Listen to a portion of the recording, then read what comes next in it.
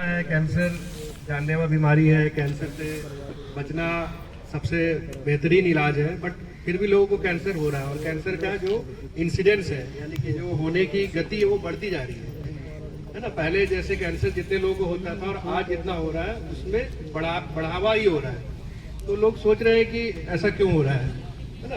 पहले जितने गांव में 1 या 2 को होता था, अब गांव में 10 लोगों को कैंसर हो रहा है। तो इसकी जो सबसे बड़ी वजह है हमारा खान पान। तंबाकू के बारे में तो आपने 1000 बार सुना होगा कि तंबाकू से कैंसर होता है। मुंह का कैंसर, गले का कैंसर, फेफड़े का कैंसर, कई बार पेट का कैंसर हो जाता है। तंबाकू छोड़ देना, तंबाकू का सेवन ना करना ही सबसे बेहतरीन इलाज है कैंसर का। कई बार लोग सोचते हैं कि तंबाकू वही है जो हम चबाते हैं, लेकिन एक सेकंड हैंड स्मोक, यानी कि जो आपके घर में कोई बीड़ी सिगरेट पी रहा है, उसका जो धुआं आप ले रहे हैं या मजबूरी में आपको लेना पड़ रहा है, उसकी वजह से भी जो कैंसर होता है वो भी उतना ही खतरनाक है जितना कोई डायरेक्ट पीने वाला बीड़ी तंबाकू, बीड़ी और सिगरेट, क्योंकि धुआं से ही आप दूसरे का वो ले सकते हैं। डायरेक्ट चबाने वाला जो तंबाकू है वो तो आदमी खुद खाएगा, उसको खुद को खतरा है।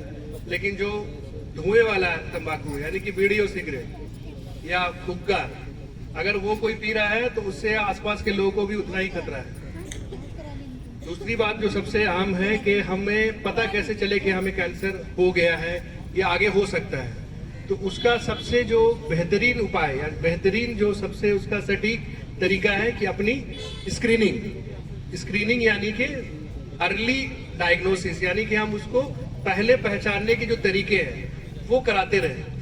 ये जो डिपार्टमेंट है प्रिवेंटिव ऑन्कोलॉजी जो आपके एम्स में है, ये इसी पर्पस के लिए है कि जिन लोगों को कैंसर होने का रिस्क है या जो लोगों को कैंसर आगे चल के हो सकता है, उनको या तो होने ही ना दिया जाए, या अगर हो तो उस स्टेज में पता चल जाए जिसमें कि इलाज पूरी तरह से संभव हो।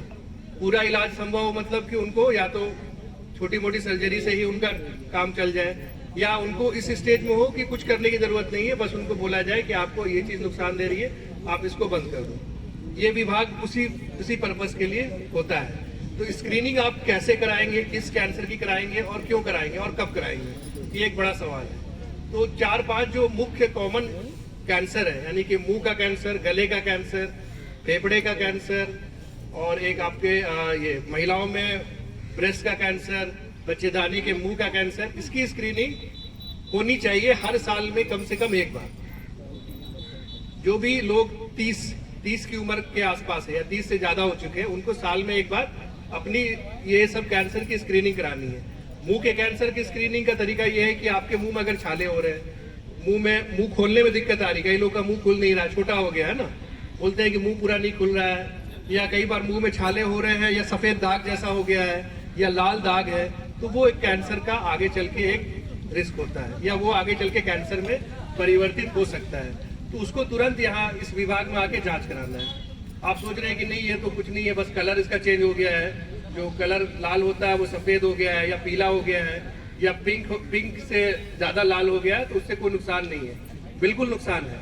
वही चीज आगे वो लीजन जिसको हम ल्यूकोप्लेकिया या इरिथ्रोप्लेकिया कहते हैं, वही चीज आगे चल के कैंसर में परिवर्तित हो सकता है, और टाइम नहीं लगता है, 2 साल 3 साल में कैंसर बन जाता है। आपको लग रहा है इसमें कुछ दर्द तो हो नहीं रहा, मुझे खाने में भी कोई दिक्कत नहीं है, बस कलर में चेंज है, लेकिन वो कलर चेंज ही आपका अर्ली साइन होता है कैंसर का।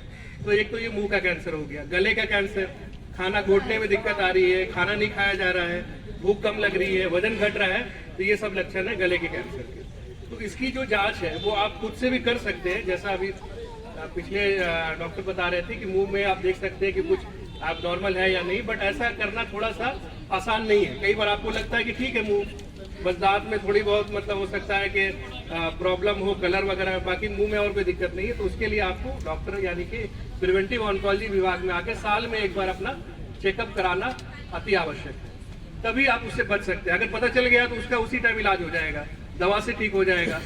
तो ये तो मुंह के कैंसर की बात हो गई। दूसरा जो कॉमन कैंसर है महिलाओं में, वो ब्रेस्ट का कैंसर है। तो इसके बारे में भी बहुत बात हो चुकी है। मैडम ने भी बताया कि सर्जरी होती है, उसमें ब्रेस्ट निकालना नहीं पड़ता है, बिना ब्रेस्ट निकाले ही उसकी इलाज हो जाता है। लेकिन सर्जरी तो सर्जरी है, ऑपरेशन है। ऑपरेशन है मतलब कि आपको एडमिट होना है, हो सकता है आपको यहाँ 10 दिन और रहना पड़े, कुछ और आगे फैला हो सकता है कैंसर, तो उसकी कीमो हो, रेडियो हो, तो उससे बचने का तरीका ये है कि आप अपने, अगर जो भी महिलाएं हैं, जो हमारी माताएं बहनें हैं, उनमें अगर वक्ष में कुछ भी अब नॉर्मल लग रहा है, या तो जो निप्पल है वो अंदर की तरफ धंस गया है, एक होता है, या उसमें से खून जैसा कभी आ रहा है, तो वो भी कैंसर के ही लक्षण है। वक्ष में अगर भारीपन है तो वो भी एक कैंसर का लक्षण है, तो वो भी तुरंत चेकअप के लिए आप यहाँ प्रिवेंटिव ऑन्कोलॉजी डिपार्टमेंट में आके कराएं। चेकअप बहुत ही आसान है, कोई भी डॉक्टर, महिला डॉक्टर ही चेक करेगी।